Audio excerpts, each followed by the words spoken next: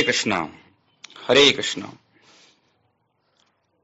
अक्षय तृतीय तिथि 10 मई और 11 मई 2 दिन मनाई जा रही है। तो इसमें कौन सी तिथि शास्त्र के अनुसार सही है और कौन सा उतना उचित नहीं है, इसके बारे में हम विवेचन करते हैं। सबसे पहले हम ये समझें, जब कोई भी तिथि देखी जाती है तब तिथि या तो शुद्धा होती है या विद्या होती है। तो विद्या तिथि क्या हुई? विद्या तिथि वो हुई जैसे एकादशी है तो एकादशी के साथ थोड़ी दशमी मिल रही है, और अगर उसमें द्वादशी मिल रही है तो भी इसे कहेंगे एकादशी में द्वादशी मिल रही तो भी विद्या है। तो एक हुआ पूर्व विद्या, एक हुआ पर विद्या। दशमी मिल रही है एकादशी में तो वो पूर्व विद्या हुआ, और द्वादशी मिल रही है तो पर विद्या हुआ। वैसे ही अक्षय तृतीया जो है तृतीया है, तृतीया के अंदर अगर द्वितीय तिथि मिल रही है तो वो पूर्व विद्या हो गया, और उसमें चतुर्थी मिल रही है तो पर विद्या हो गया। और शुद्ध तिथि वो होती है जिसमें कोई भी अगल बगल तिथि मिलती नहीं है, छूती नहीं है उसको। तो इसका छूने का समय भी निश्चित होता है कि एकादशी में देखा जाता है ब्रह्म मुहूर्त, यानी सूर्योदय से 1 घंटा 36 मिनट पहले का समय। उस समय दशमी छू रही है नहीं छू रही है, अगर छू रही है तो छोड़ते हैं। और जो बाकी सब तिथियां हैं एकादशी को छोड़ के, सारी की सारी तिथियां केवल सूर्योदय से देखते हैं। यानी जब सूर्योदय हो रहा है उस समय अक्षय तीज के अंदर अगर द्वितीय मिल रही है तो वो सही नहीं है, पूर्व विद्या गलत मानी जाती है, उसको छोड़ना होगा। और अगर उसके अंदर पर विद्या चतुर्थी मिल रही है तो कोई परेशानी नहीं है, वो अच्छी है, उसमें करना चाहिए। ये शास्त्र का सिद्धांत है। जैसे कि शारदा पुराण के अंदर आता है, उपुष्य पर संयुक्ता नो पुष्य पूर्व संयुक्ता, यानी जो पर संयुक्ता पर विद्या तिथि है उसमें व्रत करना चाहिए, उसमें उस तिथि का पालन करना चाहिए। नो पुष्य पूर्व संयुक्ता, लेकिन जो पूर्व विद्या तिथि है उसको हमेशा छोड़ना चाहिए। तो होता क्या, पूर्व विद्या से अगर कोई उसमें उपवास की तिथि को मनाए तो नारदीय पुराण में कहा गया, जय्यात पुण्यम वर्ष शतोद्भवम, 100 वर्षों में जितने भी पुण्य संचित हुए उन सबका नाश हो जाता है अगर कोई पूर्व विद्या तिथि को मनाता है। इसी प्रकार से स्कंद पुराण में कहा गया कि प्रतिपद प्रवृत्त सर्वा उदयादो दयाद्रवे संपूर्णा इति विख्याता हरिवासर वर्जितः, यानी प्रतिपदा यानी प्रतिपदा, द्वादशी, द्वितीय, तृतीय, चतुर्थी, पंचमी, षष्ठी, सप्तमी, अष्टमी, नवमी, दशमी, एकादशी को छोड़ के द्वादशी, त्रयोदशी, चतुर्दशी, पूर्णिमा, अमावस्या, ये सारी की सारी तिथियां सूर्य के उदय के हिसाब से देखी जाती हैं। केवल मात्र एकादशी हरिवासर वर्जिता, एकादशी को छोड़कर, एकादशी ब्रह्म मुहूर्त से देखी जाती है। जैसे स्कंद पुराण में, गरुड़ पुराण में जैसे कि आता है कि उद्यात प्राक यदा विप्र मुहूर्त द्वय संयुता संपूर्णा एकादशी नाम तत्रैव उपसेद कही। अब 2 सिद्धांत पता चल गए कि पूर्व विद्या तिथि में व्रत कभी नहीं करना चाहिए, पूर्व विद्या तिथि को कभी नहीं मनाना चाहिए, हमेशा पर विद्या तिथि को मनाना चाहिए, या शुद्ध तिथि को, अगर शुद्ध है तो शुद्ध को मनाना चाहिए।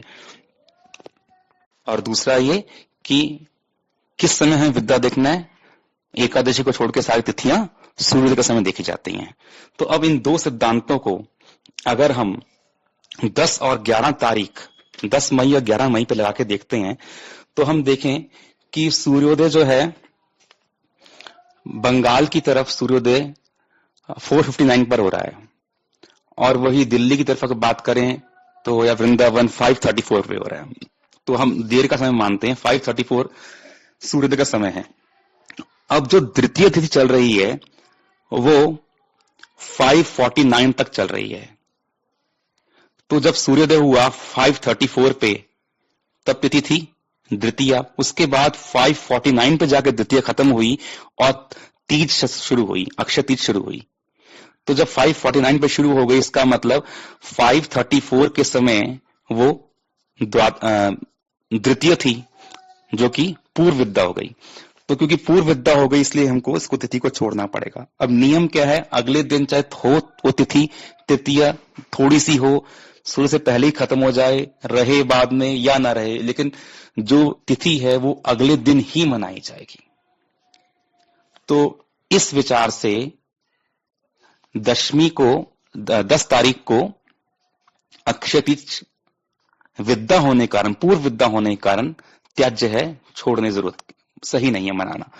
अब 11 तारीख को देखें, 11 तारीख को जो तृतीय है सूर्योदय के समय से पहले ही खत्म हो रही है, 4:27 AM पे खत्म हो रही है और चतुर्थी शुरू हो रही है।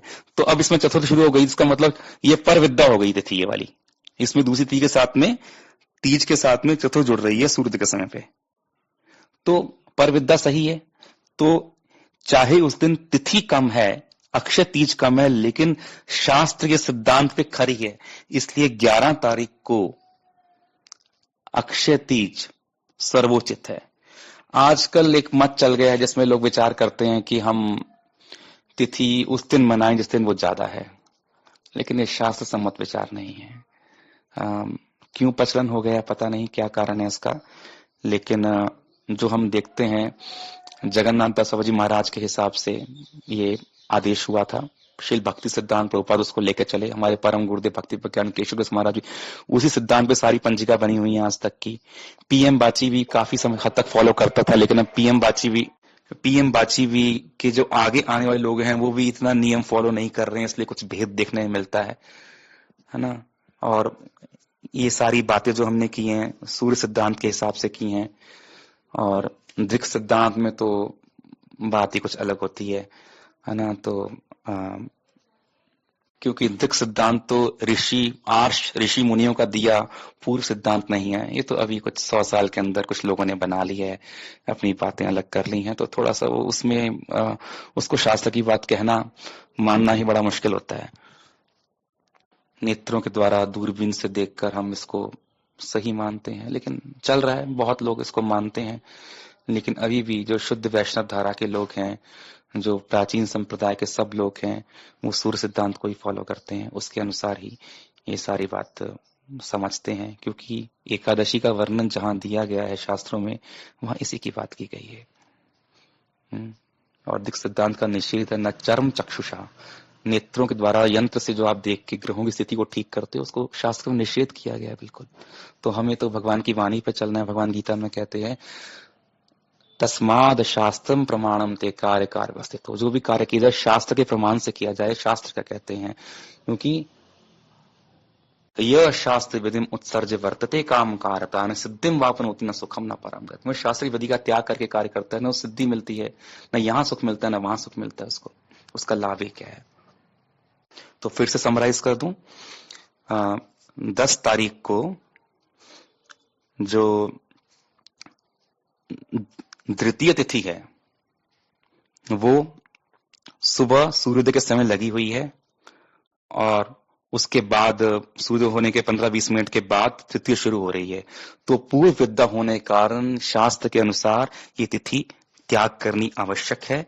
इसमें इस तिथि को नहीं मनाना चाहिए, क्योंकि इसको मनाने से 100 वर्षों के आपके जो एकत्रित पुण्य हैं वो नष्ट हो जाते हैं।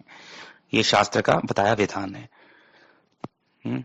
और इसीलिए उस तिथि को अगले दिन ही उस तिथि का पालन करना चाहिए। तो इसी विचार के अनुसार 11 तारीख को, 11 मई के दिन अक्षय तीज हम मनाएंगे। अब पालन करें, कोई कमी नहीं है। बहुत सारे लोग बहुत मतों को लेकर चलते हैं, लेकिन शास्त्र की बात पालन करने से कभी नुकसान नहीं होता, हमेशा लाभ ही होता है, चाहे बहुत सारे लोग किसी और तिथि को कर रहे हो, है ना।